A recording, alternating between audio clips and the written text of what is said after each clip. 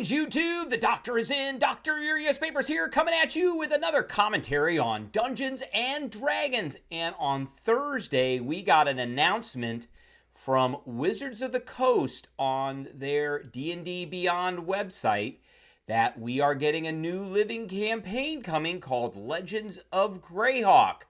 We're going to go over all of it. What does it mean? Who is involved in it? Where are the adventures? All of that.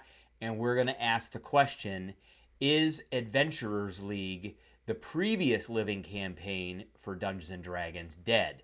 All that and more. Don't go away and stay tuned.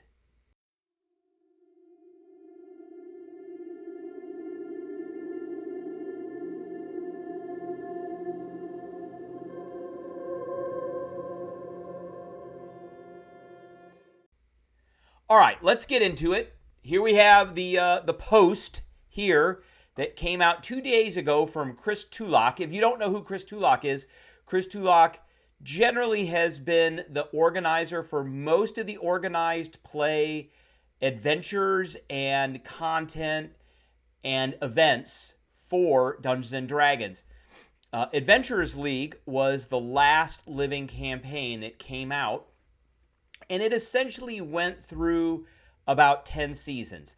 The last season that Wizards of the Coast actually produced products for Adventurers League was season 10, which was Rime of the Frost Maiden, Icewind Dale.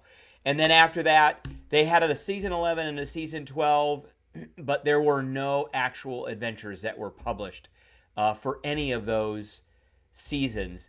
So essentially, Adventurers League kind of waned quite a bit during and shortly after the COVID era. So we got this today, and it is Legends of Greyhawk coming to a con near you. So let's read a little bit here. It says, Legends of Greyhawk, the newest D&D organized play campaign, is coming to conventions all over the world starting this year. So remember, this was announced on Thursday. The campaign enters its beta phase. So there was an alpha phase, and I believe that was announced sometime back in January, February-ish. It enters its beta phase as more organizers become involved and share the classic D&D setting through a wave of new adventures. Read on for more information. So if you are not aware, before 4th edition came into effect, there was a Living Greyhawk living campaign called Living Greyhawk, and that was based off of 3rd edition. And it was made up of adventures that were published by Wizards of the Coast. They had some published adventures like the Drow modules. Those were adapted to Living Greyhawk.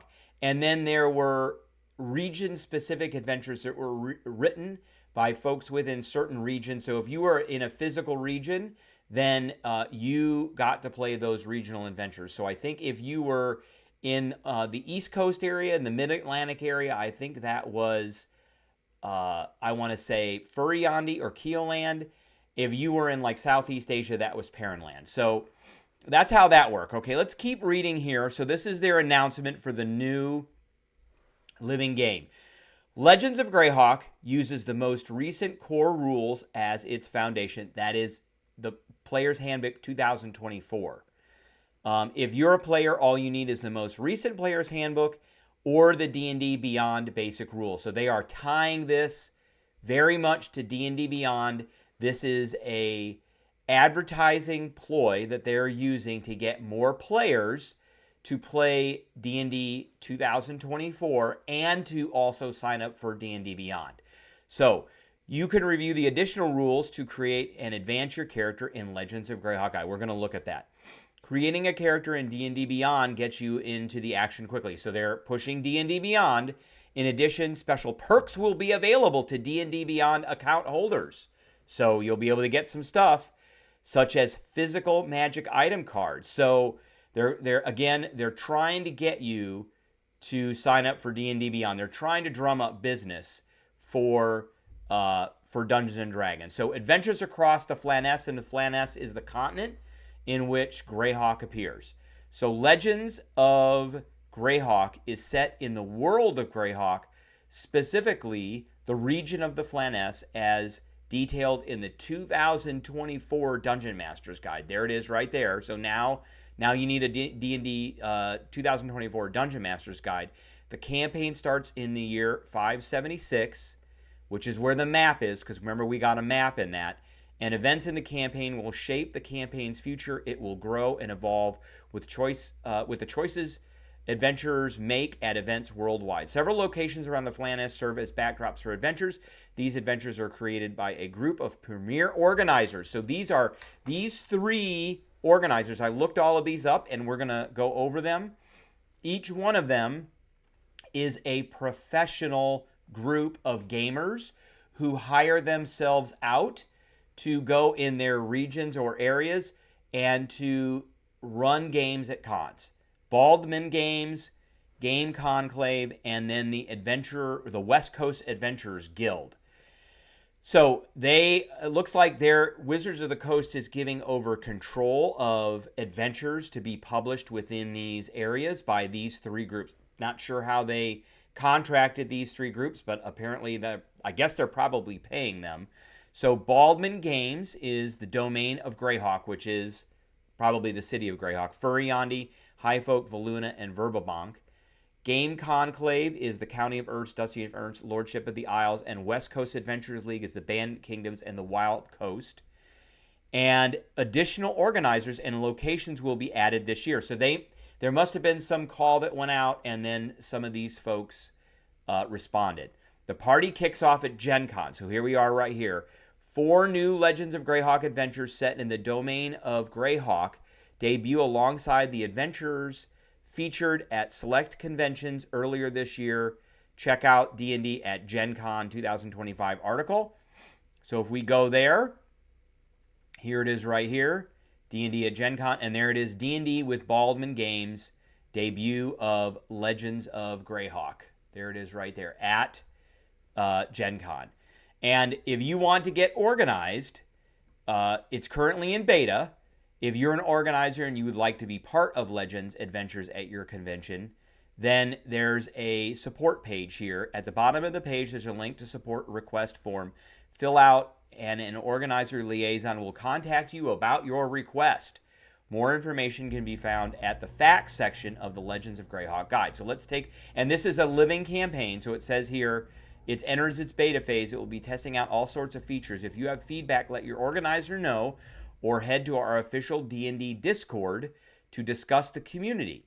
All right, so let's take a look at some of these organizers that they have here. So here is the Baldman Games website, and he's got a little thing here for Legends of Greyhawk right up on the front part of the page, and they have DMs here. You can hire them out. They go to different conventions and things, and I guess this is like a company. And here they are, Central Flannis. They go through a little timeline here, and then they've got their 3 adventurers here. So these are the City of Greyhawk trilogy. They've got the Hamlet trilogy, and they have special events. So there's a number of adventures that are here. I recognize one name on here, which is Sean Merwin. Sean was an author for many different Living Greyhawk campaign adventures back in the day. And then the other organizer we have here is the West Coast Adventurers League. And again, this is just a group that has formed a company, and they're hiring themselves out to DM games at conventions and such. And they're also one of the groups that has been hired, apparently contracted by Wizards of the Coast, to help push this Legends of Greyhawk. So let's take a look at the Legends of Greyhawk rules. Here's the guide. So there's this PDF. We go back to this, and you go here. There it is right there, the Legends of Greyhawk guide. So this is the beta, and it goes through what you need. 2024 Player's Handbook, D&D Beyond Basic Rules, and a D&D Beyond account or a printed character. But they've got hyperlinks in there so that you can get set up with your D&D Beyond account. And then the following is a list of the sources allowed for character creation in Legends of Greyhawk. If a source is not listed, characters cannot have rules from that source. New sources may be added when the guide is updated. Basic rules in the player's handbook. That's it. So it's starting out very basic. So nothing from outside of that 2024 player's handbook can be used.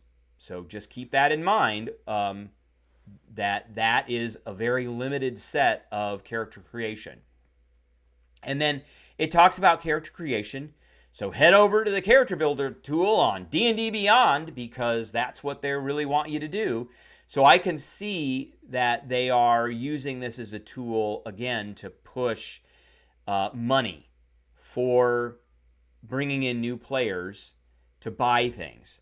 You can select the available races, continue creating your character, select a location, which is optional, which goes along with the Greyhawk Gazetteer that is in the Dungeon Master's Guide, because they go over all the different regions of Greyhawk. Playing adventures, you may play any Legends of Greyhawk adventures appropriate for your character's level. You get treasure. This is very Adventure League centric right here. Is in Adventures League, you were limited to the number of magic items you can have based off of your level. That's the same thing here. Gaining a level. Every time you play an adventure, you gain a level. So number of adventures to the next level. If you're first level, it's 1. If you're second level, you need to play apparently 2. If you're third level, you need to play 3. So when you gain a new level, use the fixed hit points in the D&D Basic Rules Beyond or the Player's Handbook. And then you can rebuild your character. Now here's the fact, and they don't really address Adventurers League. Wizards of the Coast kind of divorced itself from Adventurers League about 3 years ago. And they haven't really supported it very well since then. And it looks like they are getting ready to support this. Now, Chris Tulloch's been working for Wizards of the Coast for a long time. And he apparently was not one of the ones that was let go recently. And they have placed him in charge of all of this again. So this looks like they're using this as a marketing tool for getting new players and getting existing players interested in D&D again. I wonder if that happens to be because the new 2024 books didn't do so well. So where can I play? Let's go over the facts. So where can I play Legends of Greyhawk Adventures? Well, they're currently in beta, and adventures are available for play will be featured at select conventions where D&D is occurring. And obviously one of these is Gen Con. So that's coming up here next week. Additionally, wider access to Legends of Greyhawk Adventures will be made available in 2026. I'm going to guess that they've contracted out these different companies to write these adventures, and they are going to get dumped into Dungeon Masters Guild. That's my guess. What locations are available for my character to select? Here they are right here, all the way from Bandit Kingdoms down to the Wild Coast. What if I do not want to advance my character? So can I play at a certain level? When you earn advancement, you may decline to advance if you wish. What if I'm at my magic limit? What happens if my character dies? I received a physical certificate. What's so special about it? How does trading physical item cards work? How do I Dungeon Master Legends of Greyhawk Adventures? Talk with an organizer looking for Dungeon Masters. So you have to really contact Wizards of the Coast through the link that they had on the website that I showed. Are there rewards for Dungeon Masters mastering Legends of Greyhawk Adventures? Dungeon Masters can apply advancement and select any one non-random reward to apply to a character for each adventure session they complete as a DM. And then I'm a convention organizer. I'd like to run Legends of Greyhawk Adventures while the program is still in beta. How can I request them? And then you go to this little link and you can request them there. So all in all, I think that personally, I think Adventurers League is dead. Wizards is not supporting it. I have kind of searched through the internet for this material. I've asked, are these things compatible? Are they not compatible? How is one thing different than the other? The AI and Google comes out and says Adventurers League is not gone. It's still around, but it is being run now primarily by volunteers who have nothing to do with Wizards of the Coast. It's still considered official, but they're not really publishing anything for it. And it looks like Wizards, with their limited resources, and with Hasbro, of course, which has a wide array and variety of resources, is going to be supporting this Legends of Greyhawk. So this looks like it is going to be the new living campaign for Dungeons and Dragons. It's set in Greyhawk, and it sounds like they are really going to be pushing Greyhawk stuff. I'm happy about that. I was never really a big fan of Forgotten Realms. I grew up playing Dungeons and Dragons since the late 70s. In the Greyhawk era, never really liked Forgotten Realms. So I'm glad to see they're going back to that. Is Adventurers League going to suffer? Probably, and I think it probably will go away because this is going to get pushed at a lot of different conventions. All right, that is the video I got. I appreciate everybody tuning in, and I will catch everybody later.